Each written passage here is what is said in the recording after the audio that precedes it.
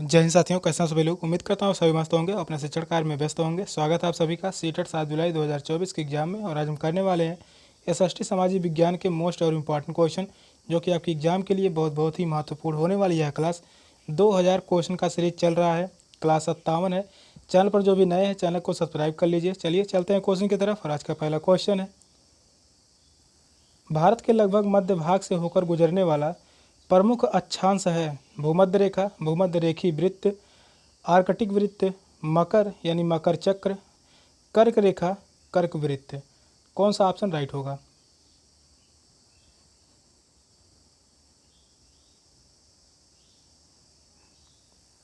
तो भारत के लगभग मध्य भाग से होकर गुजरने वाला प्रमुख अक्षांश जो है वह है कर्क रेखा। इस क्वेश्चन का राइट आंसर होगा ऑप्शन डी, कर्क रेखा भारत के लगभग मध्य भाग से होकर गुजरती है। तो इस क्वेश्चन का राइट आंसर है ऑप्शन डी। कर्क रेखा 23.5 डिग्री उत्तरी अक्षांश भारत के लगभग आधे भाग से होकर गुजरती है और यह भारत के 8 राज्यों से होकर गुजरती है। कर्क रेखा भारत के 8 राज्यों से होकर गुजरती है। पहला राज्य जो है वह है गुजरात है, दूसरा जो है राजस्थान, दूसरा राजस्थान होगा, तीसरा जो होगा एमपी यानी मध्य प्रदेश, चौथा जो होगा छत्तीसगढ़, इसके बाद झारखंड, फिर इसके बाद पश्चिम बंगाल, त्रिपुरा, मिजोरम। इन्हीं 8 राज्यों से होकर कर्क रेखा गुजरती है भारत से। इस क्वेश्चन का राइट आंसर था ऑप्शन डी। नेक्स्ट क्वेश्चन है, निम्नलिखित राजवंशों में से किसने अपने अभिलेखों में मलयालम भाषा एवं लिपि का प्रयोग प्रारंभ किया। चोल राजवंश, कुषाण राजवंश, चेर राजवंश, पांड्य राजवंश। कौन सा ऑप्शन राइट होगा।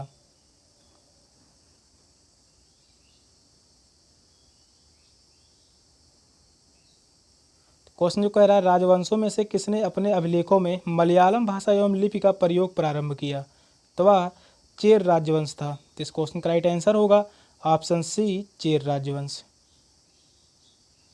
चेर राजवंश 9वीं सदी के केरल में स्थापित हुआ था। कहाँ पर।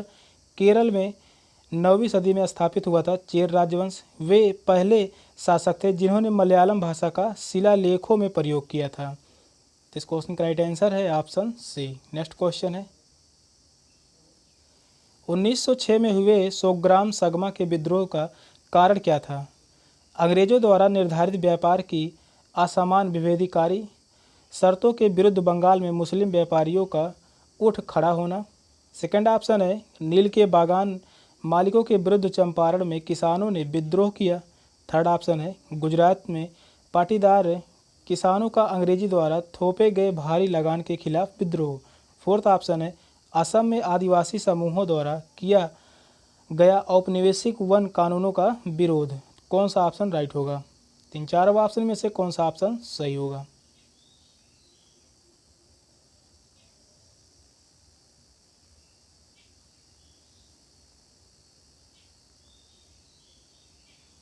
क्वेश्चन कह रहा है, 1906 में हुए सोग्राम सगमा के विद्रोह का कारण क्या था। कारण था असम में आदिवासी समूहों द्वारा किया गया औपनिवेशिक वन कानून का विरोध। तो इस क्वेश्चन का राइट आंसर होगा ऑप्शन डी, असम में आदिवासी समूहों द्वारा किया गया औपनिवेशिक वन कानूनों का विरोध। 1906 में अंग्रेजों द्वारा प्रस्तावित वन कानून के विरोध में सोग्राम विद्रोह भड़का था। इस कानून की आड़ में अंग्रेज वनों पर पूरा नियंत्रण और आदिवासियों को उनके अधिकारों से वंचित करना चाहते थे। इस क्वेश्चन का राइट आंसर था ऑप्शन डी। नेक्स्ट क्वेश्चन है, महासागरीय धाराओं के संबंध में नीचे दिए गए दो कथनों ए और बी पर विचार कीजिए तथा सही उत्तर का चयन कीजिए। कथन ए है, कोष्ण गर्म महासागरीय धाराएं भूमध्य रेखा के निकट उत्पन्न होती हैं और ध्रुवों की ओर प्रभावित होती हैं। सेकंड कथन है, शीत यानी ठंडी महासागरीय धाराएं निम्न अक्षांशों से उच्च अक्षांशों का जल ले जाती हैं। ऑप्शन है, ए सही है, बी गलत है, ए बी दोनों गलत है, ए बी दोनों सही हैं, ए गलत है, बी सही है। कौन सा ऑप्शन राइट होगा। क्वेश्चन को ध्यानपूर्वक पढ़िए और सही आंसर दीजिए। तीन चार ऑप्शन में से कौन सा ऑप्शन सही होगा।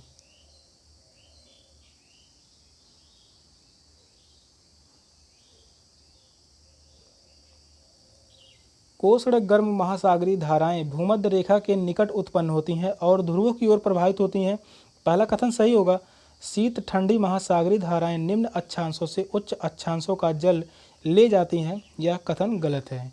पहला सही है और दूसरा गलत है। तो इस क्वेश्चन का राइट आंसर जो होगा ऑप्शन ए सही है किंतु बी गलत है। तो इस क्वेश्चन का राइट आंसर है ऑप्शन ए। नेक्स्ट क्वेश्चन है, निम्नलिखित क्षेत्रों में से किसमें चीनूक स्थानीय पवन चलती है? Veld, pampas, prairie, savanna. कौन सा ऑप्शन सही होगा?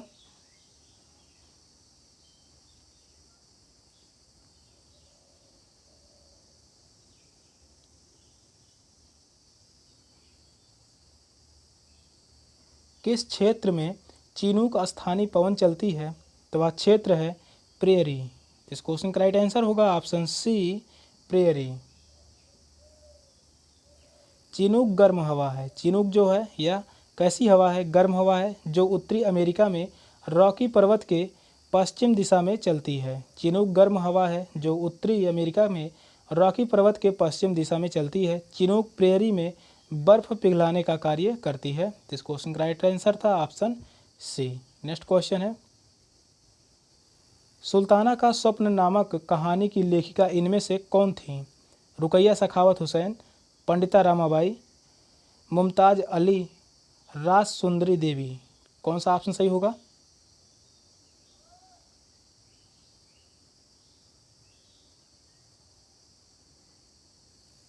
तो सुल्ताना का स्वप्न नामक कहानी की लेखिका इनमें से कौन थी?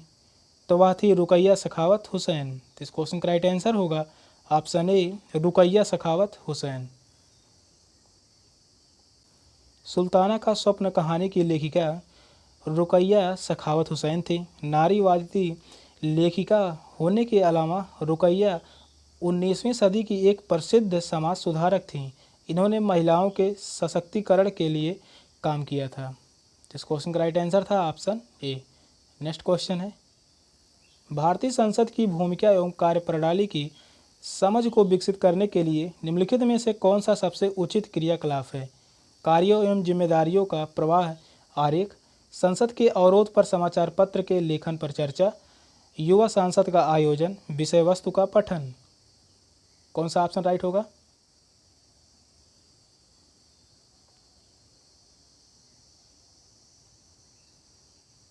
तो इस क्वेश्चन का राइट आंसर है ऑप्शन सी युवा संसद का आयोजन। तो इस क्वेश्चन का राइट आंसर होगा ऑप्शन सी युवा संसद का आयोजन। भारतीय संसद की भूमिका तथा कार्य की समझ को विकसित करने का सबसे उपयुक्त क्रियाकलाप होगा संसद में युवाओं की भागीदारी।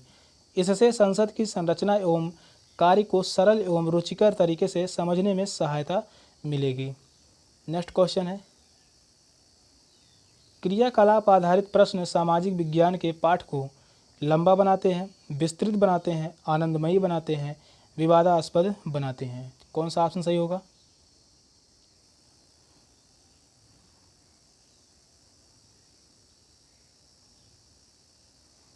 क्रियाकलाप आधारित प्रश्न सामाजिक विज्ञान के पाठ को आनंदमयी बनाते हैं। तो इस क्वेश्चन का राइट आंसर होगा ऑप्शन सी आनंदमयी बनाते हैं। गतिविधि आधारित प्रश्न सामाजिक विज्ञान के अभ्यास को आनंदपूर्ण बनाते हैं। करते हुए सीखना मनोरंजक होता है, इसलिए गतिविधियों में छात्रों को व्यस्त रखने से वे पाठ सरलता से समझ पाते हैं। तो इस क्वेश्चन का राइट आंसर था ऑप्शन सी। नेक्स्ट क्वेश्चन है, सामाजिक समस्याओं की समझदारी को विकसित करने के लिए निम्नलिखित में से सबसे उचित विधि कौन सी होगी? भूमिका निर्वाह, वृत्त अध्ययन, चलचित्र प्रदर्शन, चित्र निबंध। कौन सा ऑप्शन राइट होगा?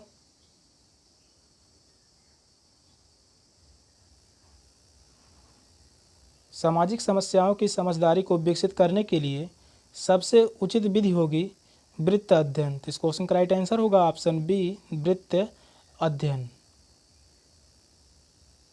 वृत्त अध्ययन सामाजिक समस्याओं की समझ को विकसित करने का सबसे उपयुक्त तरीका है। यह सामाजिक समस्याओं के बारे में शिक्षार्थियों को संवेदनशील बनाने का एक प्रभावी तरीका है। इस क्वेश्चन का राइट आंसर था ऑप्शन बी। नेक्स्ट क्वेश्चन है, एक शिक्षिका अपने विद्यार्थियों को सरकारी परियोजनाओं के बारे में जानकारी प्राथमिक स्रोतों के माध्यम से देनी चाहती है। निम्नलिखित में से कौन सी योजना अनुपयुक्त होगी? सरकारी परियोजना पर पुस्तक की समीक्षा, एक खंड विकास अधिकारी के साथ साक्षात्कार, विद्यार्थियों के पड़ोस में लागू होने वाली योजना पर सर्वे, विद्यार्थियों के पड़ोस में लागू होने वाली परियोजनाओं पर हुए खर्च पर एक रिपोर्ट। तो कौन सा ऑप्शन राइट होगा?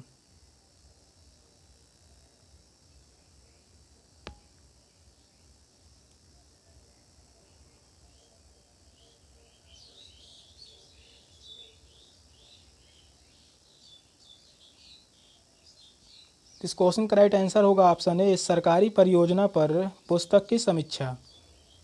तो इस क्वेश्चन का राइट आंसर होगा ऑप्शन ए, सरकारी योजनाओं की पुस्तकों की समीक्षा करना अनुपयुक्त है, क्योंकि पुस्तक सूचना का गौड़ यानी द्वितीय स्रोत मानी जाती है। किसी प्रखंड विकास अधिकारी के साथ एक साक्षात्कार योजनाओं का सर्वेक्षण तथा छात्रों के आसपास में चल रही विभिन्न योजनाओं के व्यय पर रिपोर्ट जानकारी सरकारी योजनाओं के बारे में सीखने के प्राथमिक स्रोत हैं। यह सभी क्या हैं? प्राथमिक स्रोत हैं। तो इस क्वेश्चन का राइट आंसर होगा ऑप्शन ए। नेक्स्ट क्वेश्चन है, दुनिया की सबसे लंबी पर्वत श्रृंखला कौन सी है? हिमालय, रॉकी, एंडेज, आल्स। कौन सा ऑप्शन सही होगा?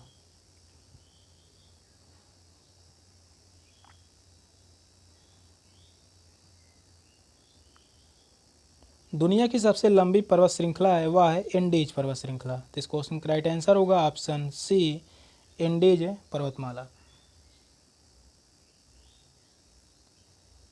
एंडीज विश्व की सबसे लंबी पर्वतमाला है जो 4000 किलोमीटर लंबी है। कितनी लंबी है? 4000 किलोमीटर। इसकी औसत ऊंचाई है 4000 मीटर। 4000 मीटर इसकी औसत ऊंचाई है और लंबाई जो है वह है 4000 किलोमीटर। तो इस क्वेश्चन का राइट आंसर था ऑप्शन सी। नेक्स्ट क्वेश्चन है, विषुव के दिन सूर्य की सीधी किरणें पड़ती हैं कर्क रेखा पर, भूमध्य रेखा पर, मकर रेखा पर, आर्कटिक वृत्त पर। कौन सा ऑप्शन सही होगा?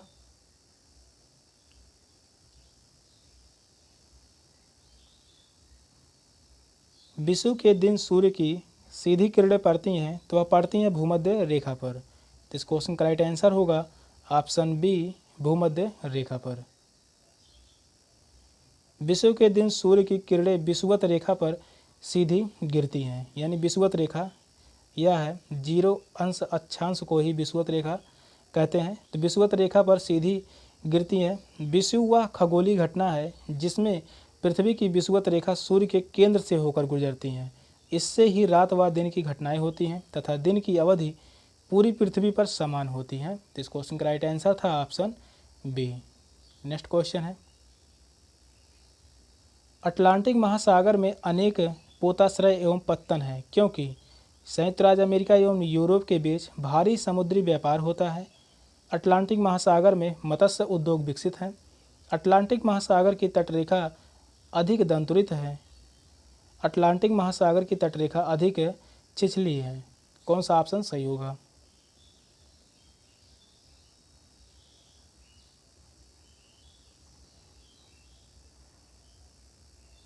क्वेश्चन कह रहा है अटलांटिक महासागर में अनेक पोताश्रय एवं पत्तन है क्योंकि अटलांटिक महासागर की तटरेखा अधिक दंतुरित है। तो इस क्वेश्चन का राइट आंसर है ऑप्शन सी, अटलांटिक महासागर की तटरेखा अत्यधिक दंतुरित है। अटलांटिक महासागर की समुद्री तटरेखा अनियमित व दंतुरित है। यह जहाज तथा बंदरगाह हेतु आदर्श है। अटलांटिक महासागर विश्व का दूसरा बड़ा महासागर है। अटलांटिक महासागर विश्व का दूसरा बड़ा महासागर है। तो इस क्वेश्चन का राइट आंसर था ऑप्शन सी। अगला क्वेश्चन है, न्यायाधीश किसी मुकदमे पर निर्णय लेता है दलीलों के आधार पर, दिए गए शुल्क के आधार पर, सबूतों के आधार पर, पुलिस तहकीकात के आधार पर। कौन सा ऑप्शन सही होगा?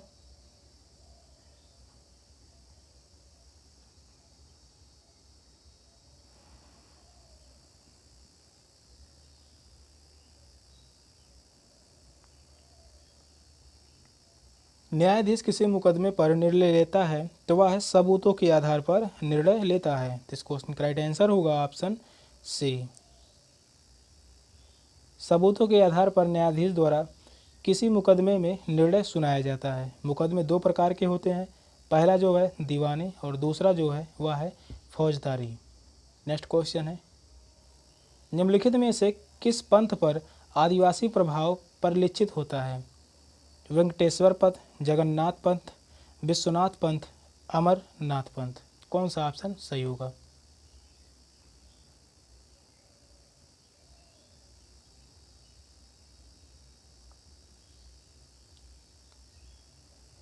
क्वेश्चन जो कह रहा है किस पंथ पर आदिवासी प्रभाव परिलक्षित होता है, तो वह है जगन्नाथ पंथ। इस क्वेश्चन का राइट आंसर होगा ऑप्शन बी, जगन्नाथ पंथ।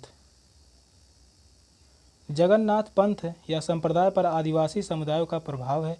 जगन्नाथ का अर्थ है विश्व गुरु है। जगन्नाथ का जो अर्थ है वह है विश्व गुरु। इन्हें हिंदू द्वारा पूजा जाता है तथा ये विष्णु के अवतार माने जाते हैं। सेशन का लास्ट क्वेश्चन था। क्वेश्चन कैसे लगे कमेंट में जरूर बताइएगा। चैनल पर नए हैं तो चैनल को सब्सक्राइब कर लीजिए। मिलते फिर अगली क्लास में, तब तक के लिए बाय बाय, टेक केयर, जय हिंद।